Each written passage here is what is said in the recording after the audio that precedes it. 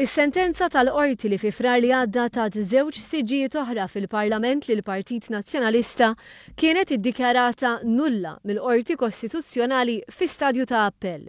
Il-qorti preseduta minn 3 imħalfin fosthom il-Prim Imħallef Silvio Camilleri iddikjarat li l-proċess li wassal għall-ewwel sentenza ma kienx integru, dan peress li l-Partit Laburista ma kienx imsejjaħ fil-kawża.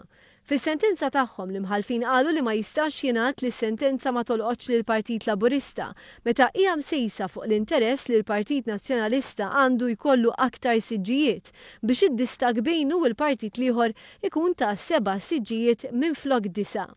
L-interessi taż-żewġ partiti huma identiċi għalkemm opposti għal xulxin u daqskemm għandu interess ġuridiku wieħed daqstant ieħor għandu l-ieħor żiedet il-qorti. Mingħajr ma daħlu fir-rimedju li tat l-ewwel qorti, jiġifieri ż-żieda taż-żewġ siġġijiet lil Partit Nazzjonalista, l-imħalfin qalu li dan ma setax jingħata fl-assenza tal-Partit Laburista. Dan ifisser li l-proċess issa jrid jerġa' jibda mill-bidu.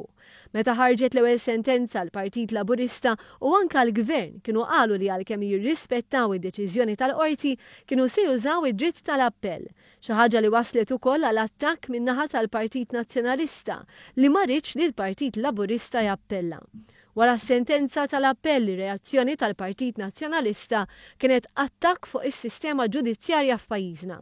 Il-Partit Nazzjonalista qal li l-Partit Laburista irnexxielu jimmanipola s-sistema legali biex jaħli l-ħin ħalli l-ġustizzja ddum ma ssir. Saħansitra l-Partit Nazzjonalista qal li jum wara l-ieħor il-Partit Laburista qed issir ta' theddida għad-demokrazija f'pajjiżna. Din l-istqarrija waslet għal reazzjoni tal-Ministru tal-Ġustizzja. Fi-stqarrija ntqal li l-kap tal-Oppożizzjoni irrid jifhem li huwa jokkupa kariga kostituzzjonali li titfa' fuq spaltu responsabilità lejn il-pajjiż u l-istituzzjonijiet ewlenin tiegħu. L-istqarrija ddeskriviet id-dikjarazzjoni ta' Busuttil bħala inaċċettabbli u ntqal ukoll li issa il-kap tal-Oppożizzjoni qiegħed imiss il-qiegħ. Il-Ministeru tal-Ġustizzja refera l-importanza tal-Qorti Kostituzzjonali u kif il-Gvern dejjem wera rispett tad-deċiżjonijiet tagħha.